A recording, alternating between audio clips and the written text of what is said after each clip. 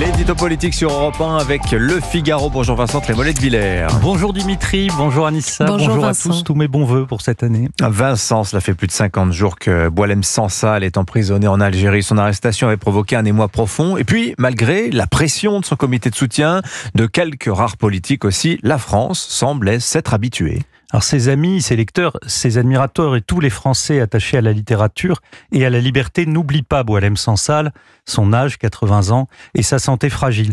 Mais pour le reste, vous avez raison, c'est un lourd silence qui plane, silence diplomatique et silence politique. Durant les premiers jours et les premières tentatives de libération, on pouvait comprendre la retenue des voix officielles, mais aujourd'hui on ne comprend plus. Le président Tebboune attaque frontalement et publiquement la France en qualifiant Boualem Sansal d'imposteur. Kamel Daoud, notre prix Goncourt, est régulièrement conspué par Alger. Et si Bruno Retailleau est discrètement à la manœuvre, on attend toujours la riposte du président de la République. Cette semaine, toutes nos grandes voix vont proclamer qu'elles sont Charlie. Mais peut-on être Charlie et ne pas tout faire pour qu'un de nos plus grands écrivains français sorte de prison? Je vous rappelle que pour Alger, Sansal serait coupable, j'ouvre les guillemets, d'islamophobie et de sionisme. En France, il a été directement attaqué sur le service public par la gauche kéfiée. Cette gauche qui, selon le mot de Rima Hassan, fait d'Alger, j'ouvre les guillemets, la Mecque des révolutionnaires et de la liberté. Sansal devrait naturellement bénéficier d'un soutien unanime, bruyant et obstiné. Il est devenu le symbole du courage, une conscience qui nous rappelle le prix de la vérité. Reconnaissez, Vincent, que l'affaire est complexe puisque Boualem Sansal est devenu la monnaie d'échange d'une querelle diplomatique. Oui, mais il est surtout le révélateur de la haine obsessionnelle du régime algérien vis-à-vis de la France. Et l'État français, s'il veut riposter, a quelques leviers.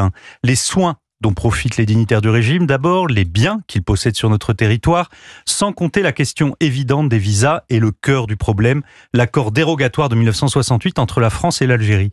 Et puis, nous pouvons aussi mobiliser l'Europe, avec laquelle l'Algérie doit bientôt conclure un accord.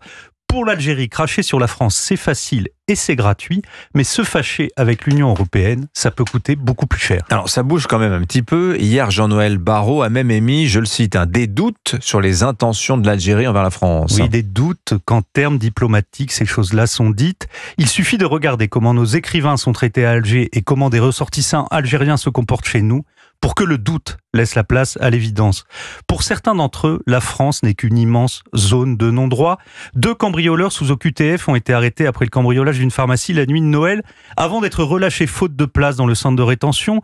Et 2 jours plus tard, ces 2 Algériens étaient de nouveau pris en flagrant délit de vol à la roulotte. Et cela arrive tous les jours. David Lisnard parle à juste titre d'humiliation quotidienne.